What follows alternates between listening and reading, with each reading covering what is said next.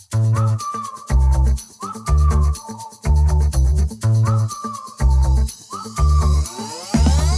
everyone, thanks for joining our special edition of the Midweek podcast. My name is Andrew and I'm your host, and joining me today we have Pastor Scott Kramer. Hello. Kim Geddes. Hi. Dan Marslin. Hey. Dan Sarna. What's up?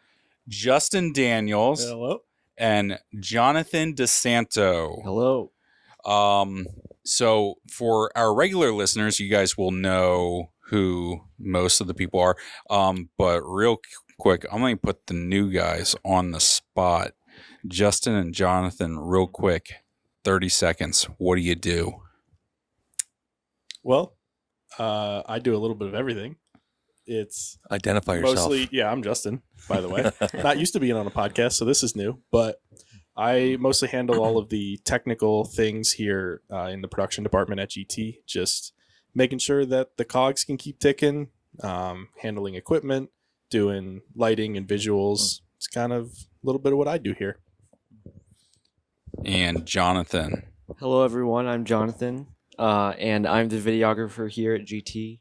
I edit services during the week, and I create pretty much all the videos for the church now. So if you see a video, it's probably my work. But yeah, there's a dancing video I saw. Was that your work? that was not mine.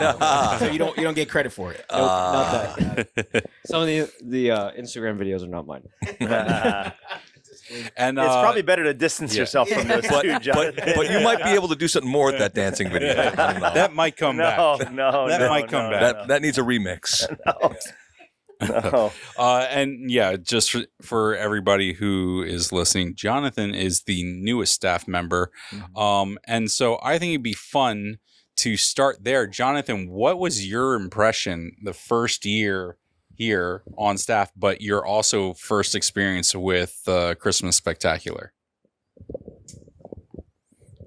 I honestly, I really enjoyed Spectacular. It was cool, having all the meetings over the summer and talking about all the preparation and then seeing the whole thing come together. So that was really cool. I thought it was an awesome event, and I think it's cool how it's also an outreach, so we're able to reach people and invite them to accept Jesus. Man of many words, Jonathan. No. But guys, let's just keep going from there. We are now recording this 2 days after our last show. Has everybody slept yet? Are we all not recovered? Adequately? Not enough. Adequately. Yeah, that's a good way to put it. And that's my fault, though. That's on me. That's my fault. I was sent home from college, so I'm not sleeping adequately. No, but coming out of a big event like that for us, and this is probably our biggest outreach that we do in the year, church-wide outreach. What are you guys thinking? What are you feeling? Stepping back, just kind of processing everything that happened this last weekend. I think for me, I normally lump the entire season together. Identify yourself. Oh, this is Dan. Just You kidding. couldn't tell by the voice. Yeah, do you want me to sing something, Scott? I normally lump the entire season together, right? From our round the table services, right? Stepping into our Christmas series, spectacular Christmas Eve services. So for me, it doesn't really feel like it just feels like a continuation, right? But I feel like what I love about the spectacular portion of the continuation is the real community feel, right? There's outreach to it, but for a lot of just being in the church and being around here since I've been on staff since 2018, when you get to the spectacular, seeing people that right, just everywhere, right? You walk back to the next gen, you get in the middle of the snowball fight, you're looking at you're just like, man, and it's every service, right? And then I think the other thing that I love is knowing people and then them introducing you to the people that they've brought, so the people that they love, and so you get it's like extended. It's like seeing family and then extended family. It's just like so many people, but I love that about the spectacular. I love seeing people. I love how excited they are outside of a church context. It's just fun. It's casual. It's laid back, and they bring that kind of an energy. So I that's always my first impression of the spectacular. Loving seeing people just with the people that they brought, but also just having a good time, laughing, having fun with family, having fun with their kids. So that's always a good thing for me. Yeah, it's cool. It's like the church-wide Christmas party. There might be like departments that do a party or whatever, but like this is like the opportunity for the whole church to come together, right, and just have a good time. So yeah, that's cool. I think the feedback when you walk in the halls, and I always try to like just kind of hang out at the corner at the end of our worship center where people have to walk by to go to if they want to get to the other parts of the experience, the snowball fights, like you mentioned, the crafts, the moon bounces, they have to walk by there. So I just kind of linger. Kate and I hang out, and it just like there's an overwhelming sense of people just are so grateful to be there. They're so excited to be present. They are so appreciative that our church does this every year. Like this now 3rd year in a row. Like people, they like thank us. I hope that you're getting that too, because they're thanking us excessively, like, oh, thank you so much for doing this. We love coming, and they do and love to introduce their friends and family that they've brought, for the first time often. And so there's just this sense of like a joy that I feel like so excited to open our building and have people just have fun and enjoy, like sensing the joy of Christmas around the whole night. It's just an overwhelming sense of joy in the building, which I love. So. Mm-hmm. To tag on to that for me real quick, I'm sorry. I got the opportunity to open up like 5 minutes before the show, and one of the things I just kept saying was, and we're honored that you decided to make GT Church a part of your Christmas tradition. And that's one thing I do love about this time of year are the traditions. And now this being the 3rd year, I think you can start to move into, for some people, like this is all right, over our entire Christmas season. Yeah, this is a part of it. Right. And I think, especially now that I've got little kids, we're always looking to make, what are our memories? What are our traditions? What are our stops, right? To make the season just feel full and peaceful and joyous. So I love that this is that for a lot of people. Absolutely. Yeah. And holidays aren't always peaceful and joyous for everyone, and can be a stressful time too. There's a lot of things to do, to make those traditions happen and whatnot. And so I think just giving people the opportunity to come out and enjoy the show, kind of does get you in the Christmas spirit, if you will, but then to go and play together as a family and, like you said, walking the halls, a lot of what I do during the spectacular keeps me in the atrium but being intentional, I was intentional to go walk the halls and see the after party and just seeing people playing with their kids and running around, and so many people hearing, I love our church. So, and I think giving people, like you said, introducing you, Dan, I think you said introducing you to who they brought, giving people that space and that event to invite people into the church is huge. It's huge. Yeah, that's really cool. Yeah. Quiet corner. Anything? The quiet corner. No, I mean, it's, tagging on to some of that too, even just from our volunteers aspect, some of the people that have been serving with us in production over the weekend, the sense of joy that was in this team, both from like the Christmas spirit side, but also just they have been so happy to serve and so proud of what we've been able to accomplish here, and the outreach, the people we've been able to reach this weekend, the thousands of people that came through these doors getting to put on this show. Every one of them were super happy to be here, super excited for what we've been able to do, and it's just it's a fun time of year. Yeah. Can we give some numbers? You said thousands of people that attended. Have we given the number of how many we haven't yet, attendees that we've seen? I believe totally it was 4,400. 4,400 in attendance over the 3 days. And then 350 volunteers, you mentioned, Justin, volunteers. So 350, a team of huge. Yeah. Just, I think, 60 to 70 volunteers in production alone. Yeah. So between behind the scenes and on the stage. So that's a good base to start from. And then I'd love to add just another thought that I've had. So I'm always proud of our GT staff, our team. I think year round, this staff does incredible work for God in so many ways at so many different levels. But what I love about the spectacular is that I walk out of each show just feeling like excessively proud of our team, honestly, like excessively proud of what this team produces, accomplishes, creates, because I know a measure of what happens behind the scenes. I don't know all of it because you guys do. But I know more than what a normal attendee would know when they come and attend and watch and leave. I certainly know more than they know. And I know a bit about what goes into it. And it just, as a pastor, I feel like excessively proud of our team, and from the production to the volunteers to how we love our volunteers and the where we provide meals. Like, there's so much that goes into it at so many levels. And I just feel such a sense of pride in our team, and the fact that this kind of production allows us to put on display some of the gifts of our team that people don't often get to appreciate. A video happens, the lighting and the way that we put things behind worship to kind of enhance those moments every Sunday. But this is like putting on display those unique gifts and talents of theater, production, music, sound, lights, video.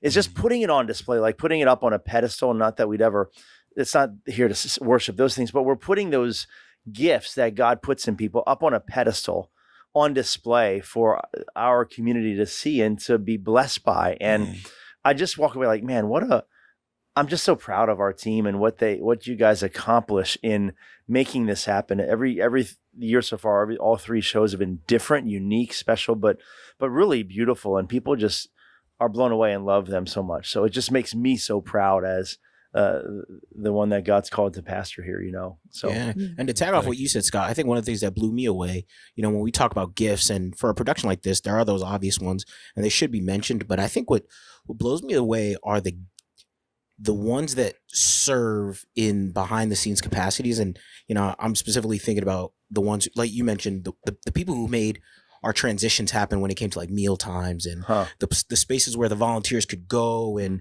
take a seat, get a snack. I mean, anybody, you can just put anybody in there, but without the right personality or without the right, character, it might feel like, oh, is this a burden to you? I didn't feel that at all. And honestly, I feel like those who were back there just making sure, plate or food was filled, there were sodas and waters and things like that. It was like watching, just as you would watch somebody, excellently display their talents on the keys or on lighting. Or it was like seeing that, like, oh my goodness, like, oh man, the spaces are clean. There are games on the table. There's spaces for the kids, those that were dancing, all the way to the adults. Intentionality behind even to create space for matter. people to bring their families back there. Like, even for me, that was huge. Like, man, here I am. I'm a part of something that. Obviously it takes away time from the family, but here's a place that the family can now join me in their scene and their space for them. So, I mean, I thought that was excellent as well. Very cool. Yeah.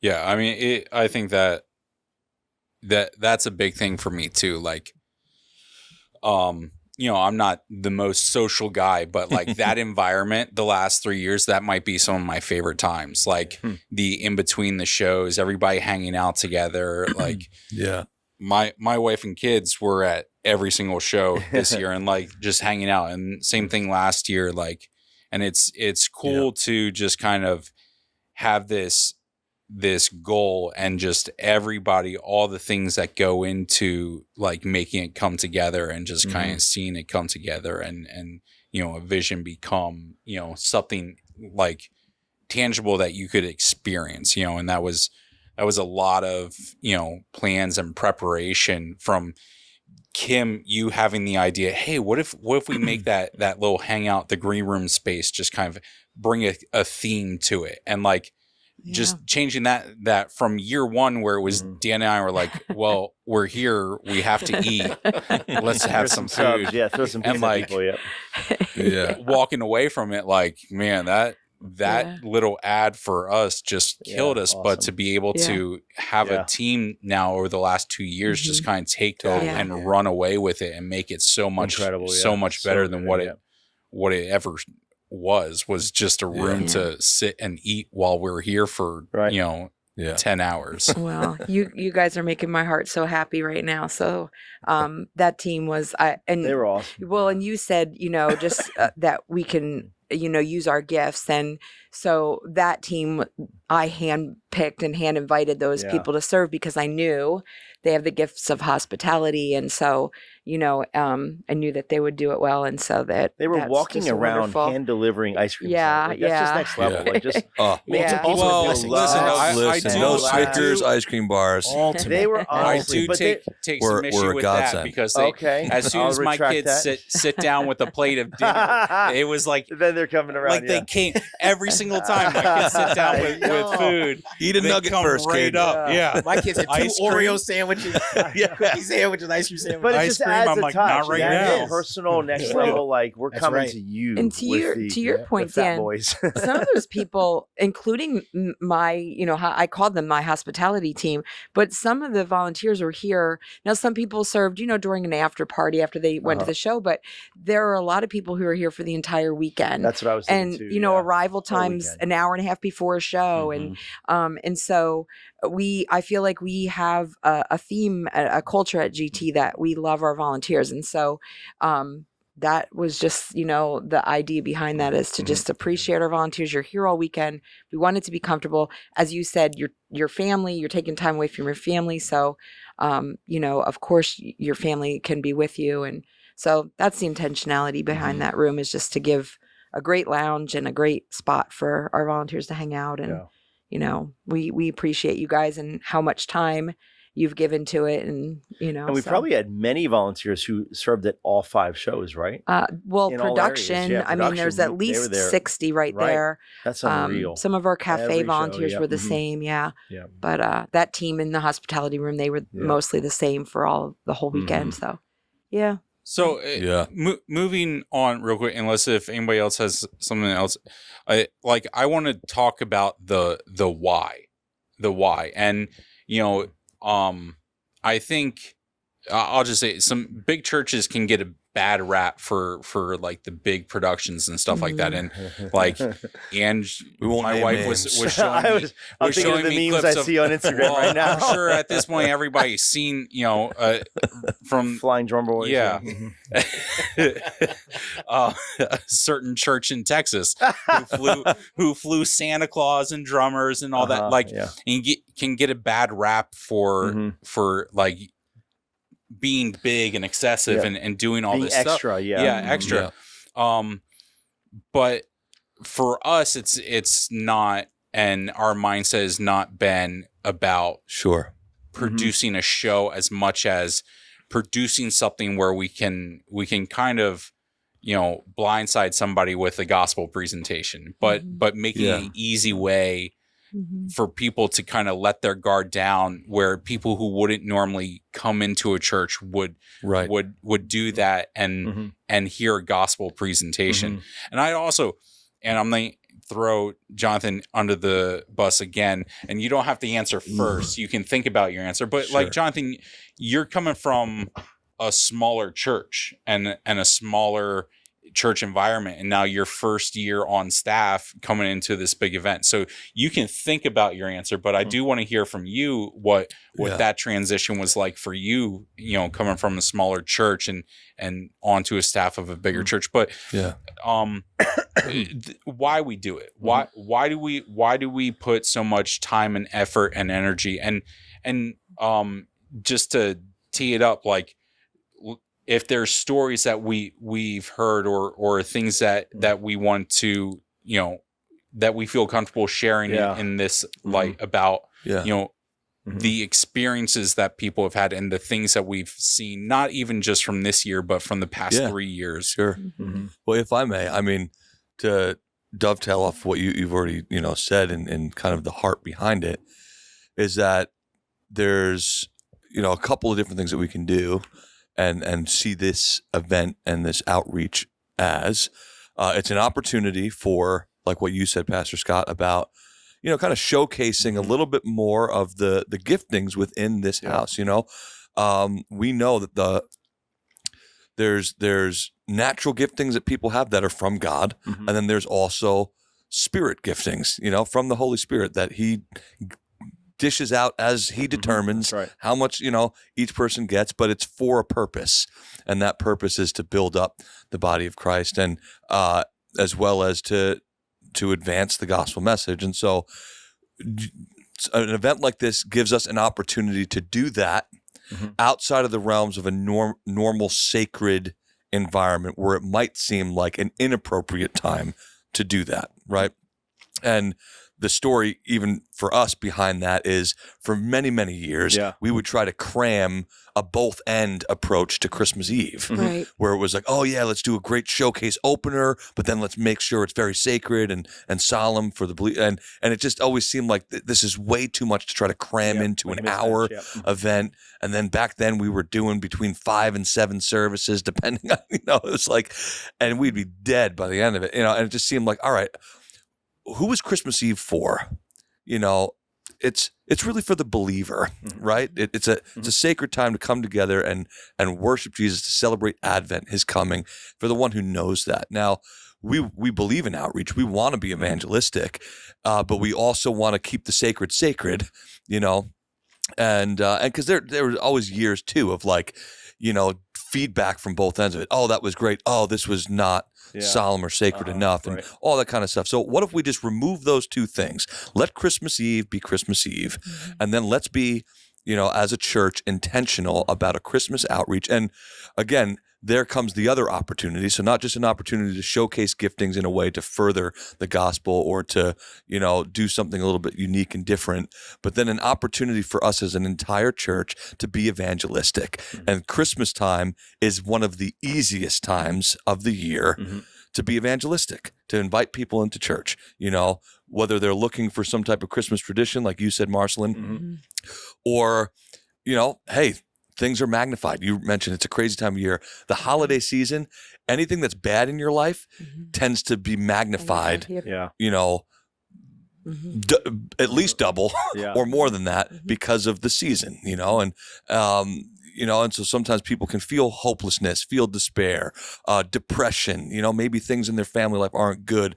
And, they just need a little Christmas right this very minute. Yeah, there's a little, no, I'm just kidding. But, there's an openness that I think that you don't have normally throughout the year. I think, not that you can't have that at other times, but I feel like particularly the holiday season is a time where there's just a little bit more of an openness that people have. And so to equip our church with like, hey, here's some really great invites. Here's a really great event that we're going to put a lot into to make it easy for you to invite your neighbors, your, friends, your coworkers, family members that don't know Jesus or, whatever. Or even people that do know Jesus but are going through a particularly hard time and might just receive joy from being in such a great environment.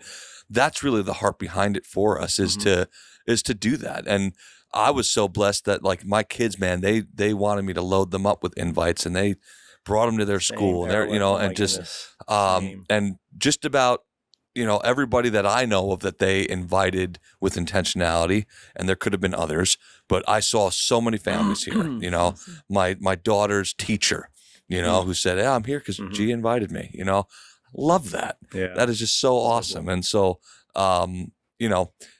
it's just a great opportunity. And really, we get to be a little outrageous. Maybe for some people, it's still uncomfortable to hear secular songs, in your church setting and whatever. But to be able to say like, we could think the same thing about God in his holiness. He still put on human flesh, and he made his dwelling among us. So why not us in the same way be incarnational in our approach to reaching people? And that's to take things that they know, they're familiar with, they're going to hear on the radio, it's playing in the stores as they're shopping or whatever. Bring that to a service and then leading all the way up to, but this is what it's really all about. Yeah. And this year, I love it that Heidi, the script we gave her was straight up scripture. There was no ad libs. There was nothing. It was just the way it's written in Matthew's gospel, Luke's gospel, and some of John's gospel. And powerful. So beautiful.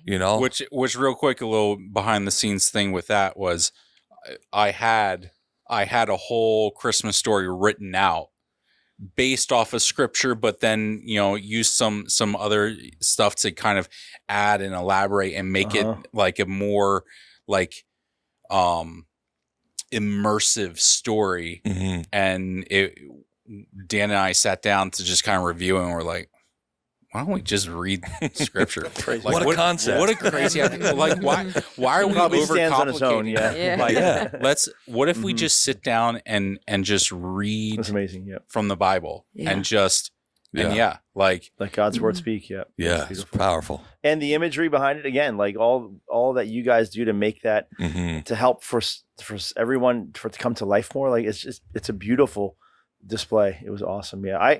I'd love to just add I'll try to make three quick things to what you said, Dan. Number one, I absolutely love the approach when Andrew and Dan came to me 3 years ago with this notion, this idea of like, hey, what if we separate Christmas Eve from trying to make it an outreach and let's make it sacred? I'm like, I was an immediate, like, this is amazing. Let's do it. I love that we still do it. I think it does allow us to do both with great excellence and with great focus.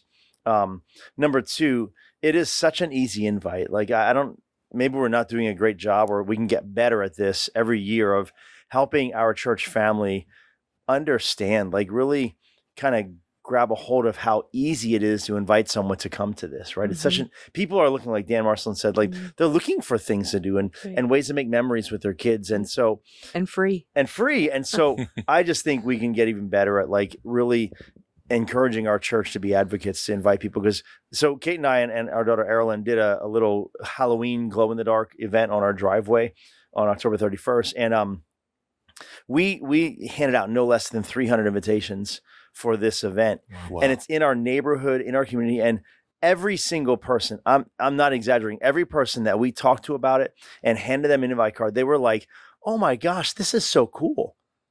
Like where do you get that openness, right? Yeah. Yeah. For people to like, hey, come to church on Sunday, Yeah. but like a Christmas event and show with music and games and like, oh my word, this is amazing. And they were so grateful to have been invited. I don't know if they all came or not, but like they were so Sure. grateful for, and the conversations it led to. And I just see it all. This is the third thing I was thinking, like, I do see it all as like, if we are aware in the Christian world that we live in many ways, we live in a post-Christian nation. Maybe we're not there yet, but we're moving in that direction where a lot of people don't even consider church as relevant anymore. They don't even think like, what do I need church for? Like they're not even thinking about it. It's just, they have so many other things that occupy their time and attention that church is not even on the list. Right. And I think we have to increasingly think about reaching people in our country and in our communities the same way that missionaries think in other countries. Like it may take 5 or 10 or 15 or 20 exposures and invitations for a person just to take their first step, to say, I'm gonna come to a church thing. It may not be on the first invite. They might need numerous touches, invites, to soften the soil. Like when, they often say it takes 7 years to see a Muslim come to Christ, right? Like, well, it takes years for an American to come to Christ. And I think this is an event that gives us an opportunity to put some seed in the soil for people, to have them come out to a very, what they're going to think is a non-churchy event. They're going to hear the story of Christ read, and they're going to enjoy it, and they're going to have the seed of the gospel planted in the soil of their hearts. And who knows what the Holy Spirit's going to do with that, Right. in years to come. And it might take them another visit next year, and who knows what God's going to use. But I just love that.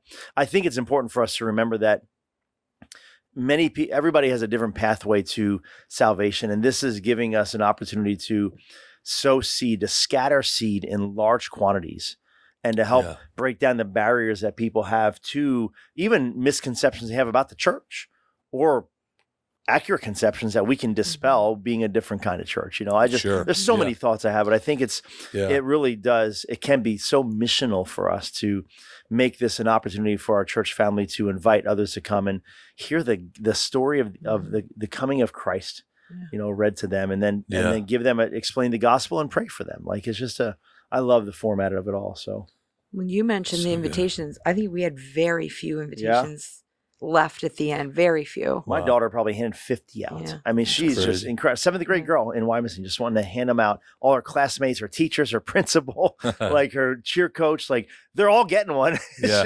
Everybody's getting invited by Well, Erilyn. She's the amazing. cool thing about that is, now you said that, Dan, you said that, Andrew. I heard Tony say that about her kids. Like, Yeah. I've heard that theme about Mhm. staff kids Yeah. who Yeah. have, They own it, man. Yeah, my Kids are the kids, greatest yeah. evangelists because Yeah. there's no shame. Yeah. There's no That's right. concern. They're not No. worried. They're proud of it. They Yeah. are. Yeah. Yeah. Mhm. It's a lot I'm learning. Here's from the most watching my random bit of kids. feedback that I feel like I keep hearing. Great feedback, but it's just it always so sticks out to me.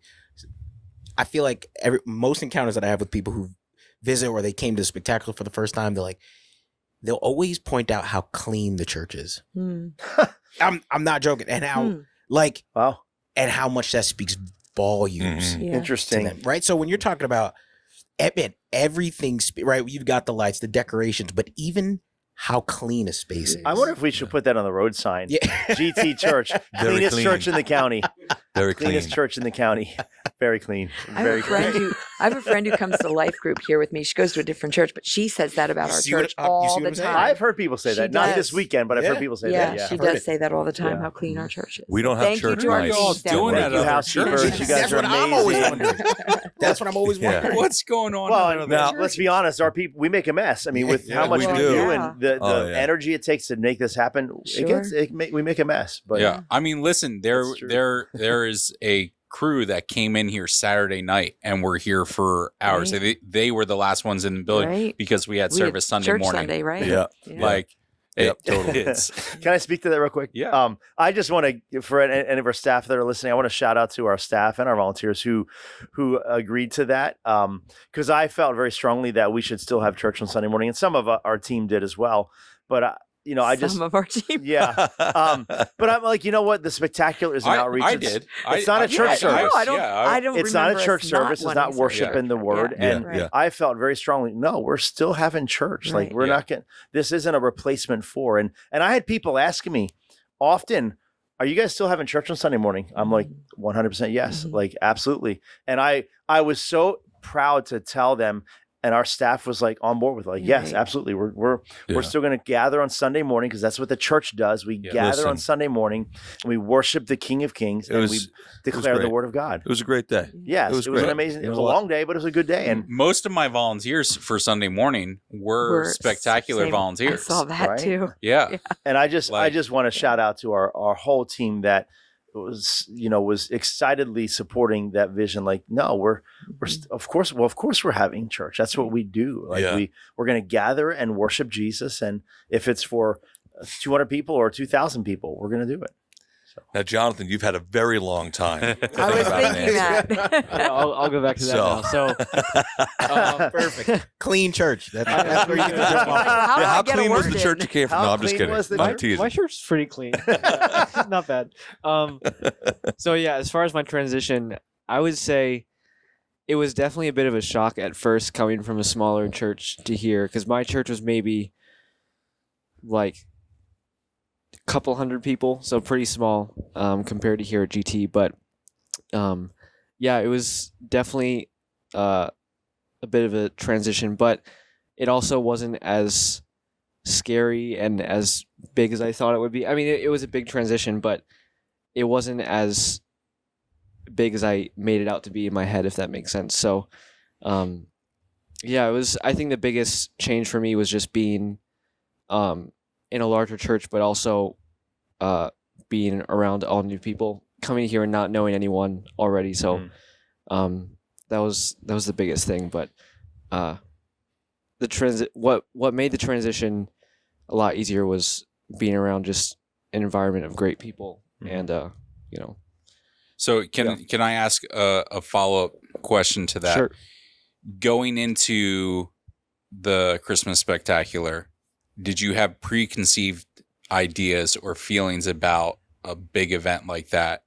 And were your preconceived ideas met, or were they, dispelled? I don't think I had any like expectations coming into it. I didn't really know like exactly what it would be like. And I think I was honestly amazed, like just seeing kind of what everyone else has said so far, just the level of excellence that went into it, and seeing like how it all came together. But yeah, I don't think I had any like specific expectations of what it would I'd be like to say, Jonathan, to you that I felt that in every one of our 5 shows, the room under laughed at your video of the DoorDash. Yeah, I was, I was surprised at belly some laughing points. when and probably Oh, because me I know too. Luke and there's other stuff that makes it funny to me, but Yeah. man, I belly laughed and I'm like, what's wrong with you people? Like, why aren't you laughing Yeah. so loud at this video? Because I thought it was hilarious. I was thinking the same thing. There were some So points I was like, funny. I thought people would be laughing more. Oh my It's gosh. like, The especially sound when effects you he caught, the opens door opening, the way the music Yeah. stopped, and the long uncomfortable stares at the door. Like, oh my god! I feel like Yeah. Friday night, Made me opening night, laugh. I think Yeah. responded. Yeah, well that to was it. the- the nice. loudest response. It was our biggest crowd. Too. Yeah, it Yeah. was. One of my for sure. favorite moments with that video was sitting up in the booth when the door opens and you just see Luke standing there. I hear someone off in the distance in the stadium go, "That's Pastor Luke." No, it's Craig. No, it's Craig. Even little details, like again, none of us can really appreciate all the details of what you guys do, but like little stuff that honestly makes a difference. Like when I remember the moment, the first time I saw it, when Scott Noggle, he's laying in the bed and he looks over the alarm. You just change the focus a little bit to go like for a millisecond to show the phone, then back to him. Like just those little like touches. It was so professional. Like it was just hilarious. I loved Yeah. it, man. It was so cool. So It's cool. perfect. Loved it. Great use of the song "Last Christmas." Oh my Well, and gosh. I think Jonathan, I think you said the word excellence. I think a couple of you have said the word excellence, and I think that's what our goal is, to do what we do with excellence and to make it the best we can make it. Mhm. To honor God and Yeah. and to honor what we get to do. And I think too, like this is probably a little bit down going too forward, Andrew, but we even will debrief to see like how can we improve things, and we'll keep notes that we can look back at next year just to see if there are things we need to tweak or fix. And so I think I love Yeah. that we have that standard of striving Yeah, for yeah. excellence in what we do. And I'll even say for me, like it shows, because before I came on staff here, I was at a couple of different churches in that 500 to 800 attendance range, and every time we would do a Christmas special, I always would walk away feeling like that was kind of cheesy. But Mhm. every single year that I've been a part of the spectacular, I've walked away feeling like this was excellent. This was something that we can be proud to do and to be a part of. So it's just really a testament to the teams that we have here and Yeah, the work I that would we're doing. I would just absolutely echo that, Justin. I feel like that is a value that's kind of baked in our staff members individually, because I don't talk much, or I don't think I do in my normal verbiage to our staff, like, man, let's aim for excellence. Let's strive for excellence. It's not a word I use a lot. We've had seasons in our church where I think we overemphasized it. I've seen in churches, I think excellence can become an idol, where you put excellence so high, like it's the only goal. No, the goal is life transformation, the preaching the gospel and worship and discipleship. Let's do that with excellence, but that's not excellence is never the goal. But I think it's so baked into our staff. We're so blessed with such a great staff that every one of our team members just personally values excellence and using their gifts to the best of their ability. I think that inevitably it leads to this outcome of people like, man, that was just loaded with excellence. I think it's kind of, I just, again, I'm so proud of our team, because I think in every capacity, from the building being clean to the way that we love volunteers to the way that the production comes out in the room. I mean, from front to back, it's just there's excellence everywhere, and it's baked in. I love that. Totally. I think for me, a part of excellence for me is heart posture. And so I know on the show side of things, three people that I want to shout out. You have Brianna, who's one of our soloists. You have Jaylene, who's another one of our soloists, and you have Sammy. And so those who weren't in the shows, part of the shows Saturday and Sunday, but you were there Friday night, you would have noticed that Brianna wasn't there, and unfortunately she got sick after doing such a phenomenal job at singing the 2 songs, being a part of rehearsals, being with there, and preparation, was Arranging amazing. a lot of the vocals, vocals, Oh, and then waking up Saturday just sick, right? And understanding like, man, okay, these things happen, and it's unfortunate for our other 2 vocalists to then just shows coming, shows Rose to the happening, occasion. right? Yeah. To then get a message and say, Could you step in? Yeah. Mhm. And then able to, right, 2 hours later, step in, prepare, Yeah. and execute Yeah. well so that things can happen, right? So when we talk excellence between the three of them, right, just heart Wow. posture, That's Yeah. awesome. Yeah. right? Right. And, Totally. and that If being you massive. came to Saturday at 2:00, you would have had no idea No, that 100%. that No idea. Sammy That and wasn't the Jaylene plan. Yeah. learned that they were singing that song 4 hours You earlier. have no Yeah. idea. Like Yeah. Well, Sammy, I think she slept in really late that day, so she didn't know until like an hour Oh before my coming to call time. goodness. even Because more I talked to her on the impressive. phone. I'm like, "Hey, did you see my text earlier?" No. What's up? I'm like, "Oh no," Wow. Oh my goodness. You're on. You're on. That's and right. she crushed it. Yeah, But truthfully, and then for Yeah. those of us who sit behind the scenes and making things go, not having to carry the burden of what are we going to do? What are we going to do? Yeah. What are we going to do? But having, people that we can lean on with that, again, have the heart posture. We can say, you can Yeah. do this. Even if you don't believe you can do this, we know you can do this. Yes. And I'll put excellence right there next to that, right? Yeah. Excellent heart posture. So quick shout out there. I think, and this is, getting off topic of maybe the spectacular, but a quote I heard at a conference was, let me pull it up. Excellence is an offering and perfection is idolatry. Mm. And I Wow. think it's I forgot it's I wrote real, that one. good. I Yeah, forgot. yeah. I forgot about I that. think it's I took that I one. think I it's like real that. easy I like that like Mhm. in anything, but like in the church environment, like so good. trying to be perfect Will and never be striving for perfect. perfection, No. like Yeah. you won't. And It's the and wrong goal. if your It's the wrong pursuit goal. is perfection, then that's when that becomes That's good. idolatry. Yeah. But being excellent means that you're doing your best and Right. giving your best, and it should be an offering to the Lord. Right. And for everything that we do that to put into a weekend like we just had, for me, I want it to be an offering. Right. It's not going to be perfect. Right. I stand side stage hearing every single missed line and missed punchline, and he's not here to defend himself because he's on PTO hanging out with his son. But Scott Noggle kills so many of my punchlines. In a bad way, not kills it like, oh, you killed that. Yeah, no, No. like, and it Read the cuts copy. me. The copy's good. It cuts me. It cuts me every time. It's cut me deep. Cut me deep, Trey. You mean the good goat of Therapy. gift giving? Yeah. But again, it's like it takes a group effort Yeah. with Right. that, but Right. like, hey, we come out, it's our fifth show, and our most reliable host forgot her line. Yeah. Like, Right? That's funny. Yeah. and they're just standing there, and it's like, what? Whose line is it? Hey, Whose line is it anyway? Yeah. Not sure. and It's again, Ryan it Stiles. wasn't it in especially for Heidi, it's not in a lack of excellence or preparation yeah, or no. anything Right. like that. It's it's just Well, it was she's a a long mother day. of young children. Yeah. She's still nursing the newborn. Yeah. Like it's 2-month-old. Yeah. my Little gosh. baby, yeah. Crazy. Yeah. You know, so the dedication to even be a part of Yeah. that. That's great. Yeah. And yeah, when you do so many, it's like when you preach, Mhm. you can't remember at the end of the day. Did I say that in the first service, the second Oh, my service, or word, what yeah. did I say? It's true. You feel like When we had 3 It's services, it was even worse. 'Cause then you get to Oh, the third service, you're like, did I say this? Did I not I say feel like it I'm in this being service? redundant. Like, oh my word, yeah. It was hard to keep track sometimes, yeah. Well, I've like a 30-second tidbit to tie all of that together I because got you on the clock. Yeah. clock me. I had a volunteer, I think it was Saturday evening, come to me and say, hey, can you get me some supplies? The bathrooms could use a little bit of help.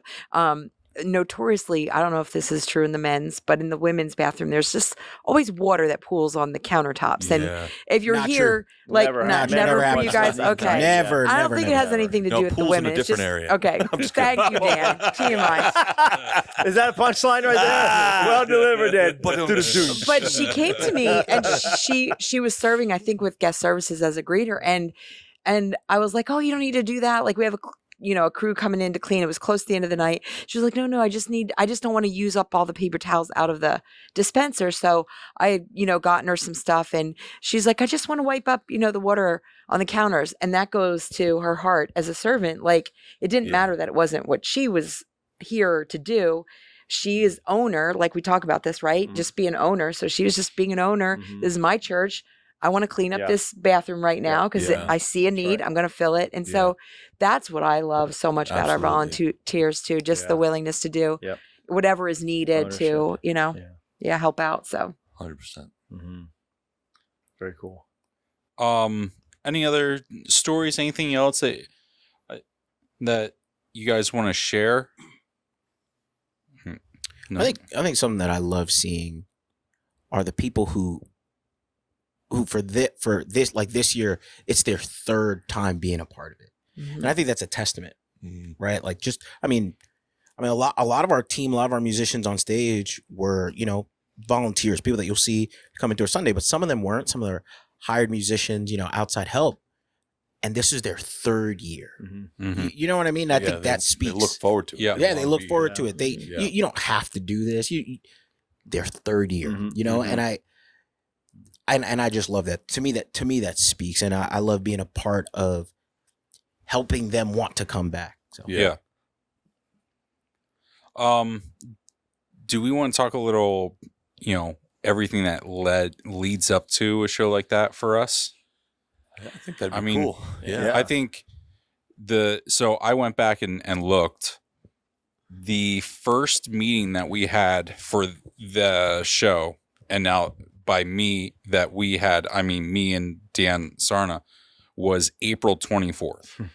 Like that was when the two of us started talking about a plan for this year. Yeah. And I'll say for about a month and a half, all what was going through my brain was, what are we doing? What are we doing? What are we doing? Like, what are we going to come up with?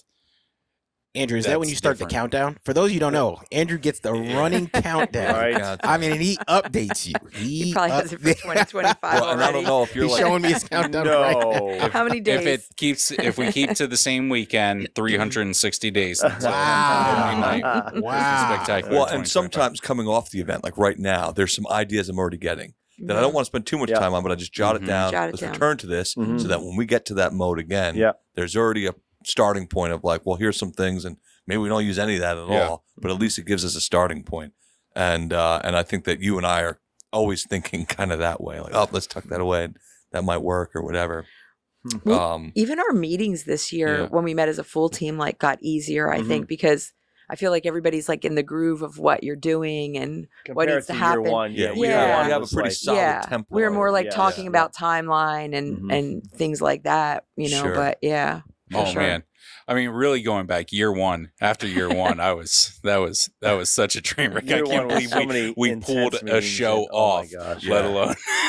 Yeah. It Let was alone like we were decided, all hey, let's shocked do this again. opening night. Yeah. Wow. They have a came show. together.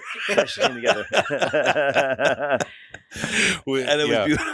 We Oh my we walked goodness. out I've got of a our picture of Scott's face at the dress rehearsal.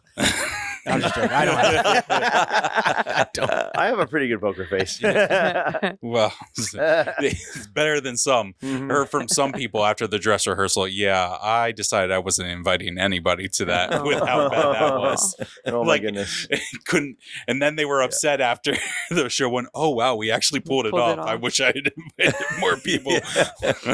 But Wow. but honestly though, Andrew, with what you just said there, I think because of excellence, like the way that all of our team members work at this and want their gifts to be an offering. I love that idea.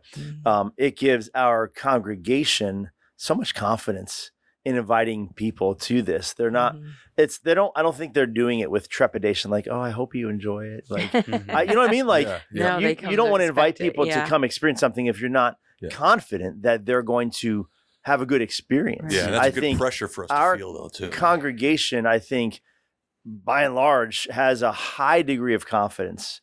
After now 3 years, every year was excellent. Their next year, when this comes around, they're not gonna. There's no hesitation. Like, I don't know that I really want to invite my neighbor. They're gonna kind of think it's corny, or they're not gonna.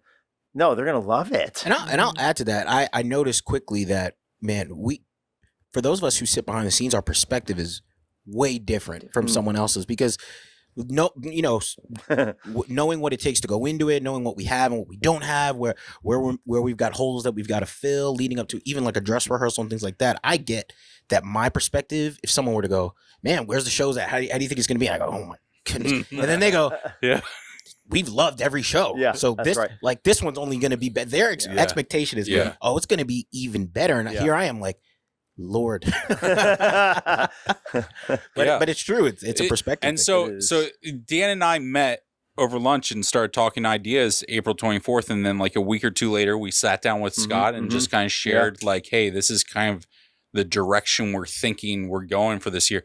And then it turned into kind of a few different routes of meetings that just happened over the course of the summer and the fall. The creative team, which was Dan, myself, Justin, and Jonathan, talking through all the elements of what happened in the room for the show.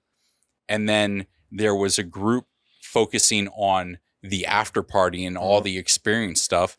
And then there was also a group, kind of call it just team leaders where we met monthly and just kind of recapped where everybody was and what were the steps that we had to hit. And that we started those meetings maybe in June. Yeah, June, July. And met monthly for the team leaders.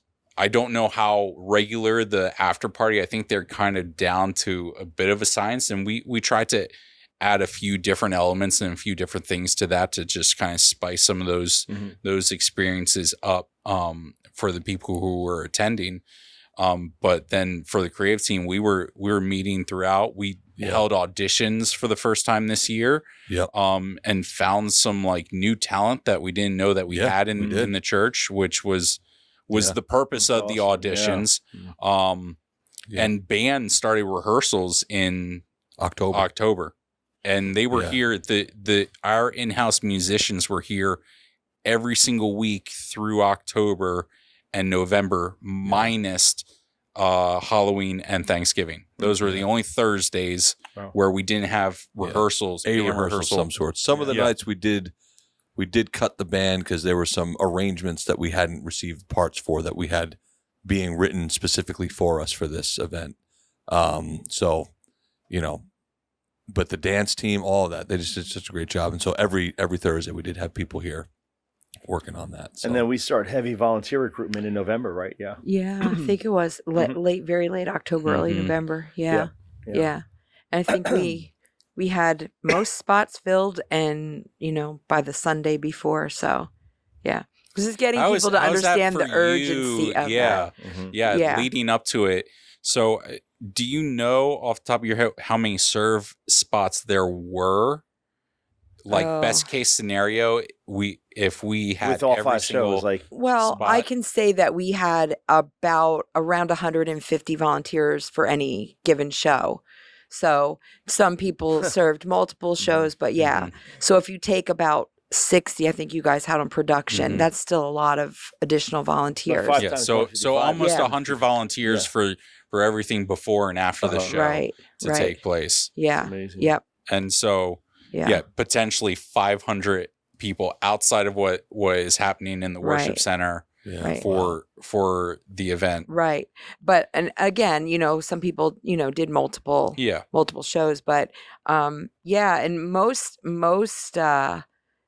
could be first serve opportunities, not like, the cafe being open had somebody on register or something you don't want to throw a new person into. So some of them came from their normal teams, and then some of our guest services leaders led teams, but we had a lot of first-time volunteers for this event. And then a lot of people who I think it's become their tradition to serve at the Spectacular because they would say, hey, do you remember what I did last year? So thankfully, there's, great Google Docs. And you go back and look. I'd like to be in the same area, or whatever. And so, we had some life groups. Yeah. Well, or I think I was up there. They weren't on drums. But we had a couple of life groups that wanted to serve together. So, but I think it's just it's sometimes hard when you haven't had Thanksgiving yet, and then you're trying to think about Christmas. So it's hard to we wanted to try to communicate that like we want to make sure we have enough people, especially because a whole building after party. So that was the major recruitment for us was the after party, but just amazing. Another honorable mention, we assimilated a new volunteer lead for the decor team. And so Yara Pascal knocked it out of the park. The place looked awesome. And just anybody that she recruited to help with that. Thank you. Yeah, right. Just to add to that, like what happens in this building, the lighted hallways, the light experience outside, like all of it, I think just for our community, people would come here and drive through around our building every night of the week, for a whole month. Yeah. And our team, Ray and Steve and their volunteers, they do an incredible job preparing our building on the outside to welcome guests, to welcome visitors, just to drive through. And then when you come that night, when it's dark out, you're driving up to a building that's being celebrated outside. You're coming inside. The hallways are blindingly bright. Every space is like prepared for guests. Like it's just cool. Like, and the work that goes into all of that, unless you've been involved in something like that, you have no idea how much work and man hours actually it takes to make that happen. And a lot of that happens the week after Thanksgiving. Yeah. Like, Our and young adults that stuff helped, our happens students helped. inside of a week. It's incredible. Yeah, if you haven't walked in the next gen right? building, you need to walk through those hallways. Unreal. But I need to shout out to Pastor Carey because he drove our volunteer on. bus all weekend. I don't even know if he got into a show. I really don't. Is that right? He just because he I think he drove that bus till the last volunteer or staff member even got taken back down to our volunteer lot. Yeah. And the guys decorated the bus so it was festive and Oh, it was great. yeah, but he just we had some bad weather Sunday, so it was nice not to have to walk up and down the hill there in the rain. My daughter loves riding the shuttle bus. Yeah, the shuttle bus. She can't wait. Honestly, she's so excited to ride the shuttle bus back and forth. He loves did that it. last the lights year inside of it. It's so funny. Yeah, he and ask you, "Where's your car? Where are you parked?" It's not that big of a lot, but wanted to drop you right at your car. So thank you so much, Pastor Carey, for that. Yeah. Well, yeah, Added and bonus. then so we do rehearsals all the way up to a dress rehearsal the Saturday before, and that's pretty much a full day thing for us. And so leading up to that, production team turns around the entire stage, sets up a whole new stage design, and there's a lot that goes into that week and being ready for a Saturday dress rehearsal. And we added a Thursday rehearsal that week as well, which we didn't have last year, I don't think. And it helped in some senses, but at the end of a long week and looking at a long weekend, it was a dreaded thing, but I think it helped, and we needed to do that as well. Yeah, because this year it was like dress rehearsal. It was like, okay, we got a show. That's right. And I'll just say this now while he's in the room. I'll apologize to Justin. I must have called his name 500 times. My call logs from that weekend are mostly filled with you. I know. They're calling him back and forth. Hey, Justin, here's a problem. Justin, somebody else. Justin. Man. Justin, I need Justin.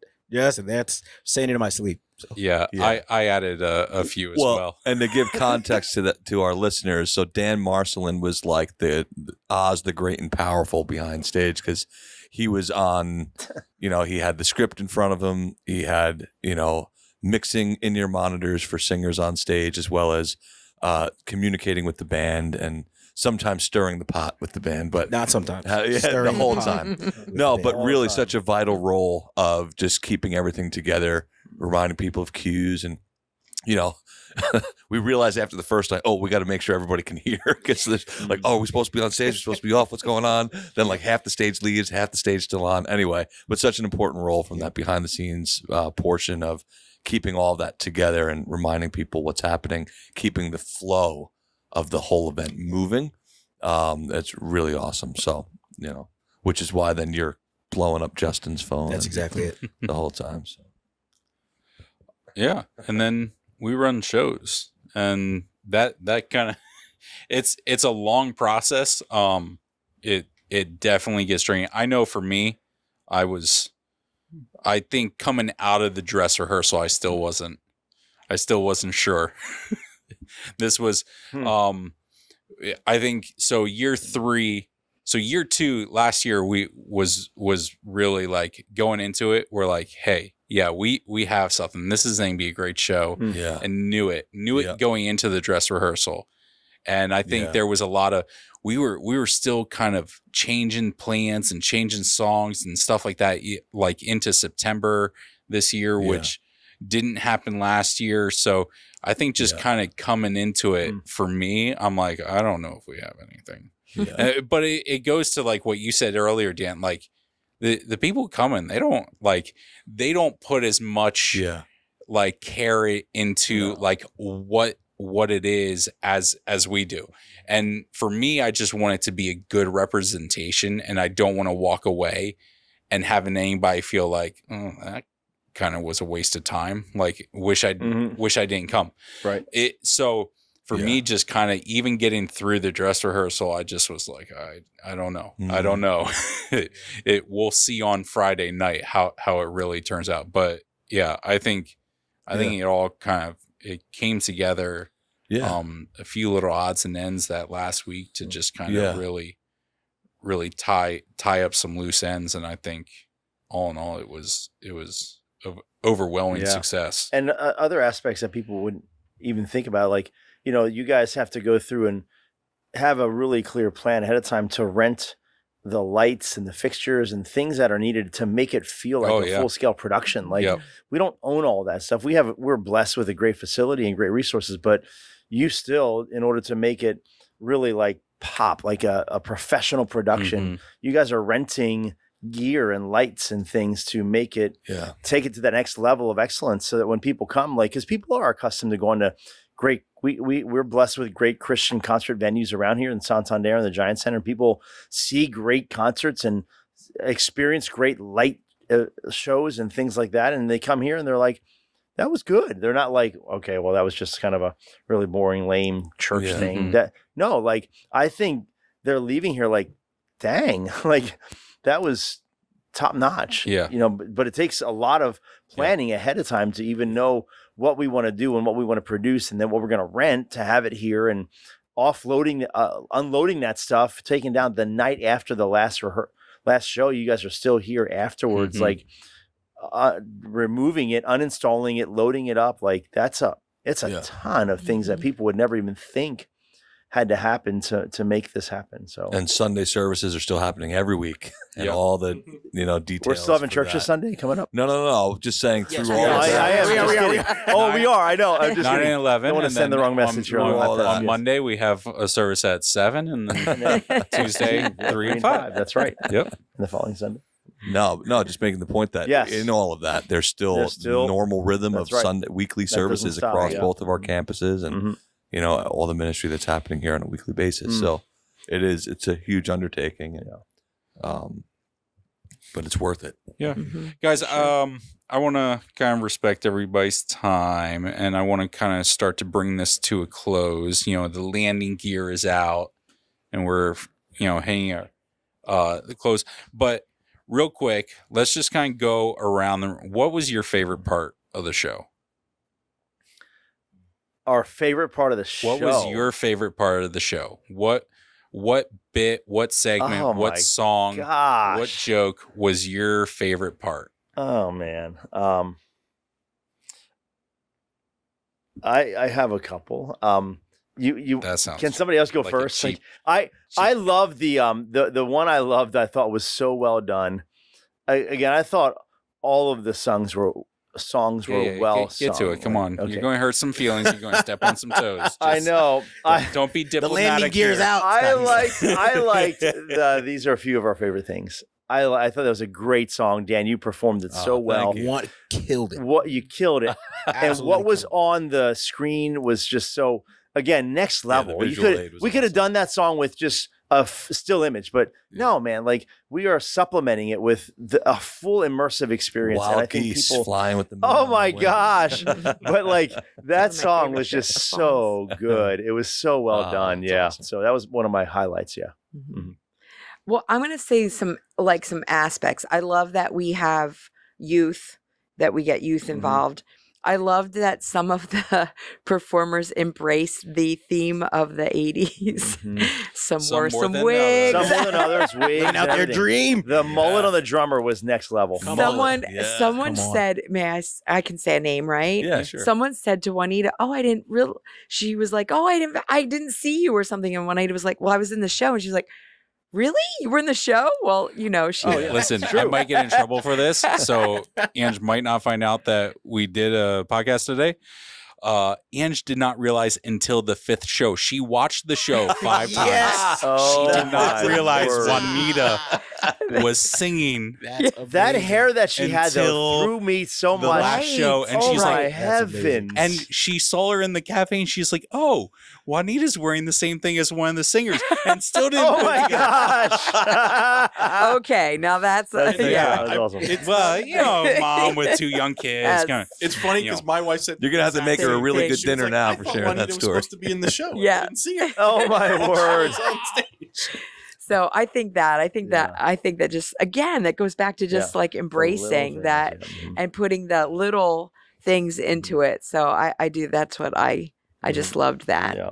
You know. I love the video that you did. Yeah, John. video It was was great. so You know, good. because we had Yeah. some really great videos the first 2 years Yeah, where we same. used the same theme 2 Mhm. years in a row, and Yeah. so to depart from that this year Yeah. and to have something that I felt was Yes. just outstanding 100%. and still hilarious and fit the whole thing that we were going for, and just knowing how that whole idea came together and then how you made it come to life. It was awesome. So I So love it. good. That's great. I'd say for me, my favorite part of the show was what Christmas means to me. I think Mara embodied the song Oh, She did yeah. so good. fantastically, but as a bass player, Justin Cox played that Oh. song so well. It got better Yeah. every show, and I was intently listening. I'm back there.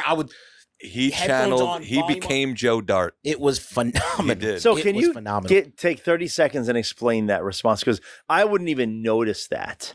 No idea. That Motown bass play, it's a feel to it. You're not. Yes. This is not I wouldn't know simple any of chart. that. You've It's a got to musician sit there. thing. Here's the thing. And he's a little white boy from Berks County. Come on, he played it better than I would have played it. What? He played it. And he He played it better than I would have played it. I'll tell you that. Oh, my But I'll say word. this: in a day and age where you're not singling out instruments to Yeah. hear the parts and everything, Yeah. so he's playing the song Yeah. back, listening, Wow, that's getting awesome. the nuances, the grooves Yeah. with the drummer, and Mm. everything. He crushed it. Yeah, that's awesome. awesome. Absolutely. And Mara killed that Crushed it. song. Yeah, that was yeah, so 100%. good. Yeah, I thought she did a great job with it. Yeah. Sarna, you're up. No, he Oh, I already. said Oh, you yeah, already yeah. went with the video. Yeah, He jumped. You went out of turn. I jumped ahead. You went out of I'm turn. sorry, Yeah, I the did. video. Yes. Okay. I kind of forgot we were going in a circle. You know. Pay attention next time. We'll I'm do. sorry, Andrew, because I think my favorite part of the show is a segment of scripting that wasn't actually scripted. Ah, Scott mute him. going off on his man. own. Wow. But it was his impersonation of Greg Hubbard. There it my That is. was word. one of those That was things funny. that came It out, was I good. think, in the second or third show. And it just got me out of nowhere. Like, I'm sitting there chuckling in my seat in our tech booth. I'm like, where did that come from? People had to go on Google. Greg But Hubbard. also, Yeah. I have to give an honorable mention to Mara and the mood board, because every time that came up, I could hear chuckling down in our production room from our volunteers Yeah. on the radio. The mood board was funny. Yeah. That was always got a hit from our Mood team. board. That was funny. That was good. Yeah. Jonathan, favorite part. what? Favorite part. Your turn. Oh, all right. So I would say, well, I have to say the video. there you go. Oh, come on! Confidence. No, that's not the only thing. Confidence. That's not the only thing. I was very proud of that. But I would say my favorite song was probably We Three Kings. So good. Dan yeah, it and was so Trevor good. on acoustic. Mm. Dan That hit a was it, right? falsetto. Right? Yeah, Is yeah. that it? Dan hit Dude. a falsetto that he didn't hit the first night, which was unreal. Oh, dude. It was, dude. Yeah, Yeah. I thought that was amazing. I love that part. So Yeah. That was cool. It was a moment. Yeah. It was so good. For me, oh, you know what? We're out of time. Sorry. Hey, no. Come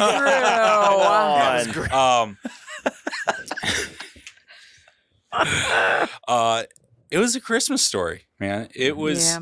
something that could be so simple, like, and just kind of could have been just kind of brushed to the side and like, Yeah. hey, it like the mix with the music and man, Yes. Gabriel's message, man, Yeah, that such a cool song is song. so Yeah. killer. Such a cool song. I love it. That is such a good song. But you know, the presentation of it, the ad that we were able to get with that I got from help of one small group leader in student ministry, and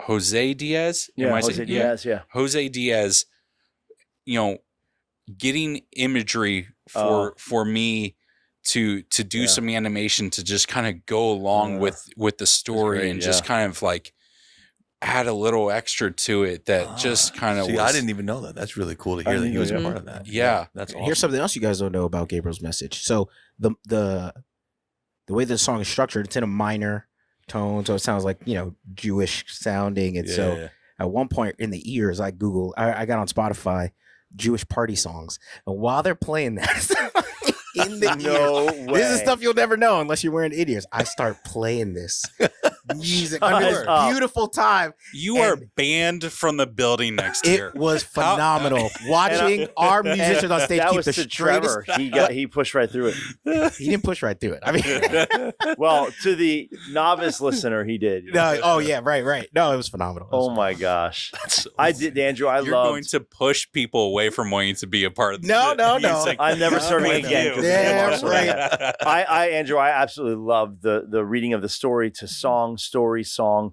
That, man, I just thought it's so beautiful. It's so elegant. Yeah. I just love the way that presents the narratives of the birth of Christ. And- it's so beautiful. And like for me coming into this year, that was a big stressor just from year 1 and year 2. We used a script from another church, Church on the Move. And with that, they had the full music, all the orchestration for it, and a video that accompanied it. It was something that like, hey, we can do this well, and we don't have to worry about it. And this year going into it, we're like, well, let's change it up. And like that became just a huge like, it was incredible. Now it was incredible. I love now what are we going to do? And like, and then spending hours writing something only to turn around and sit down and be like, let's Scrap throw it out. Yeah. Let's throw it out because and just keep it simple with the presentation. But it's so like being able to stand in the back of the room and just kind of take it in and see it and experience it. Like I think every year that is my favorite part is getting to the Christmas story and then just sharing the gospel with people. And like, again, going back to the start of why we shifted gears and went into this direction for the Christmas season with the Christmas Spectacular as a big outreach, but not losing sight of what the heart of an outreach should be, and that's sharing the gospel. That's right. And making sure that is a part of it, and that all the jokes and the songs and everything we are trying to sculpt and shape a story that leads up into that moment.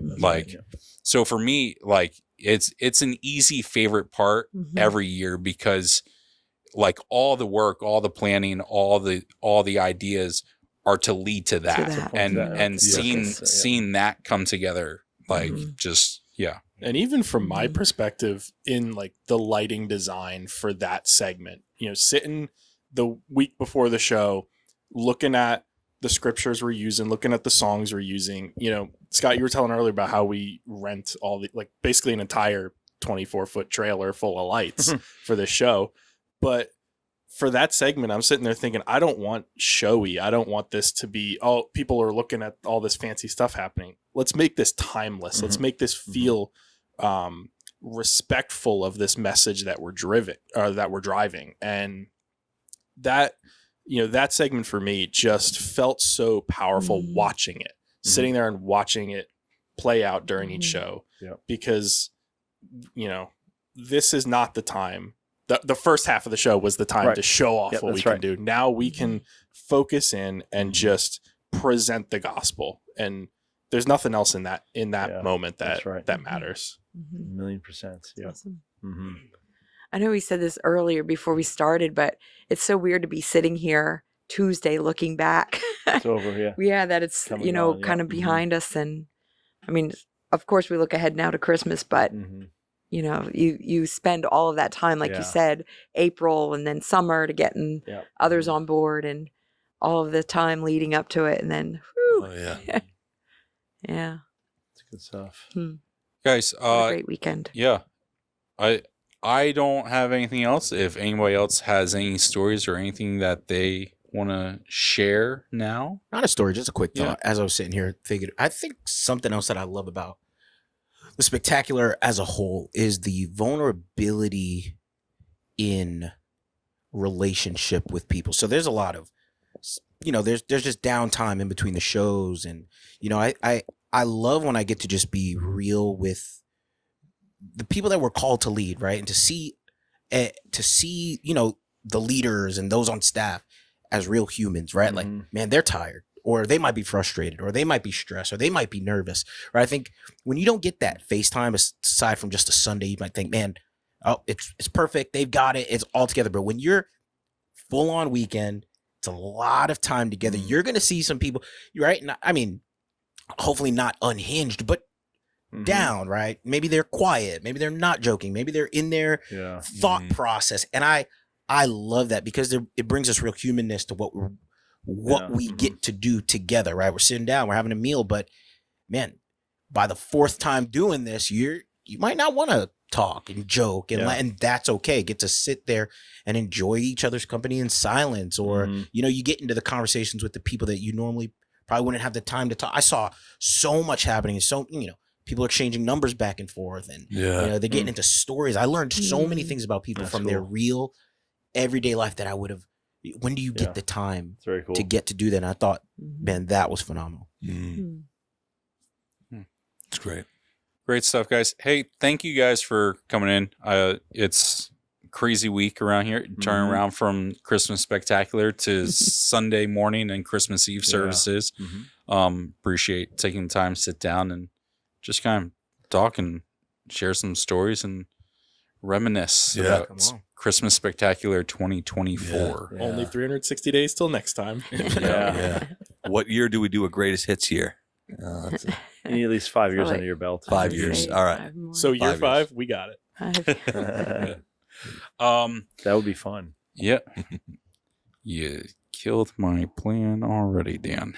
That I shared that in confidence. Oh, you can cut the end of this podcast. That would be so abrupt. No, I said, hey, year 5, we're just doing a best of. That way we can take a mental break off.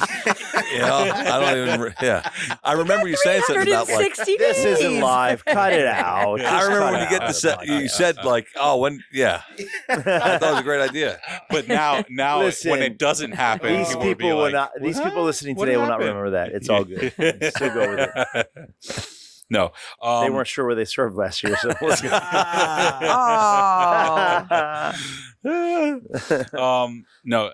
But I hope that you guys enjoyed listening to a little behind the scenes of just kind of everything that goes into an outreach like the Spectacular.